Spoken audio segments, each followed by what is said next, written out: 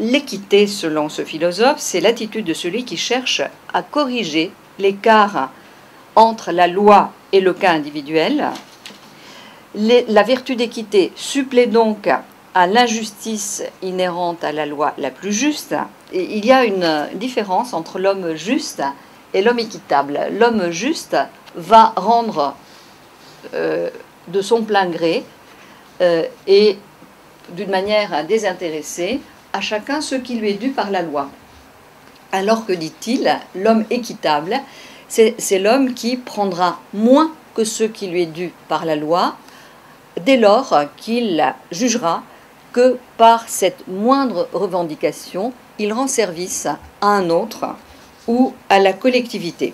La vertu d'équité, nous dit Aristote, est une vertu individuelle, vertu du juge en tant qu'individu, vertu du citoyen. Le mot grec epeikia, ça veut dire l'attitude qui convient, ou encore l'attitude qui cherche à être le plus proche possible, le plus semblable possible à la réalité. Oui, je vais parler en tant que soignant. Ce qui s'est dégagé des diverses interventions avant est passionnant. On pourrait quasiment dire, et c'est un peu le but de mon intervention là, c'est la différence entre l'égalité et l'équité, c'est la connaissance. Connaissance des médecins pour ce qu'ils doivent être dans l'équité, par l'information, comme tu l'as très bien dit, et c'est mon dada et ma lutte par rapport au monde médical, que cette asymétrie d'information soit partagée, parce qu'autant les patients n'imaginent pas tout ce qu'ils peuvent comprendre, autant les médecins n'imaginent pas que c'est bien de dire, mais ils ne savent pas dire. Donc ça, c'est ce qui peut faire la différence entre l'inégalité et l'équité. Quant à la normativité individuelle, ce droit irréductible et personnel à sa propre santé, lorsqu'on imagine que pour quelqu'un qui a son droit irréductible à se sentir bien dans sa peau, si ce droit c'est être à une barrière de cow-boy avec un chapeau, une cigarette en pleine nature, est-ce que c'est celui qui voudrait être comme cela va fumer, va contaminer ses proches, enfin je veux dire va altérer leur santé, mais va altérer sa propre santé. Pourtant, c'est son droit, parce qu'à ce moment-là, il est bien, parce que ça correspond à ce qu'on lui a appris, que c'était comme ça qu'il devait être s'il voulait être bien. Alors, les différences de traitement ne sont pas problématiques, elles sont problématiques lorsqu'elles deviennent des discriminations. D'accord ? Et c'est face à toutes ces problématiques-là que le droit met en place autre chose que le droit commun, que le droit met en place ce que l'on appelle le droit spécial. Le droit spécial, c'est des règles qui ne vont pas s'appliquer à tous, mais qui vont se distinguer du droit commun. Pourquoi ? Pour régir des situations particulières. Parce qu'il y a une situation particulière, parce qu'il y a une inégalité particulière, eh bien le droit va sortir de son égalité pour tendre vers l'équité, c'est-à-dire mettre en place une protection particulière face à ça. Le droit commun ne peut pas protéger le patient comme il faut. Le droit spécial, qui est le droit de la santé, le fameux droit objectif dont on parlait tout à l'heure, va mettre en place cette protection particulière.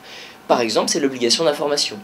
Le soignant a l'obligation d'informer le soigné pour compenser cette inégalité d'information, ce que l'on appelle de manière un peu pompeuse l'asymétrie informationnelle, le fait que je ne sache pas ce que vous savez. D'accord ?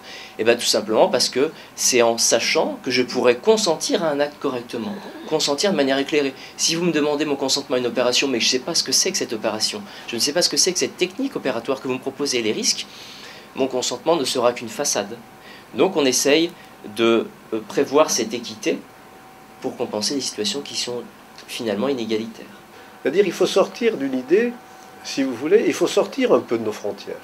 Nous travaillons au laboratoire, nous gérons la caisse d'assurance maladie de l'Agence spatiale européenne. Les gens qui envoient des fusées dans l'espace. Eh bien, lorsque vous prenez un ingénieur de l'Agence spatiale européenne, lorsqu'il travaille à Amsterdam, pour se soigner avec sa famille, il dépense 100, même s'il est français, il est allé travailler à Amsterdam. Lorsqu'il vient à Paris, il dépense 120. Et lorsqu'il va, et s'il vit à Darmstadt en Allemagne, il dépense 140. C'est-à-dire le système de santé, la façon dont on fait la santé, la façon dont on organise, la façon dont on fait la protection sociale, eh bien vous avez dans l'Union européenne 30 à 40% d'écart entre Amsterdam et Darmstadt. Si je regarde aujourd'hui ces dépenses non couvertes, une clinique aujourd'hui, d'abord, les dépassements d'honoraires. Les hôpitaux ne sont pas absents de ces dépassements d'honoraires. Mais vous avez également ce qu'on appelle, je dirais, les dépenses de poche, comme on disait en fiscalité. Aujourd'hui, la rentabilité d'une clinique, elle ne se fait pas sur le soin médical. La rentabilité d'une clinique, elle se fait sur les à côté, sur l'argent de poche, sur le prix de la chambre individuelle, sur l'eau que vous allez boire, sur le téléphone. Quand vous téléphonez, quand vous dites faites 1, faites 2, vous aurez ceci ou cela, ça rapporte 60 ou 110 000 euros. Et vous avez dans ce reste à charge, alors plus vous fréquentez le système de santé, plus vous le fréquentez, et bien entendu, plus le reste à charge est élevé. Et c'est pour cette raison que tu disais tout à l'heure qu'il y avait un droit spécial sur le droit du travail. Je pense qu'un jour, il faudra se préoccuper, peut-être, qu'il y ait aussi un droit spécial sur les dépenses de santé, pour en revenir à chacun selon ses besoins.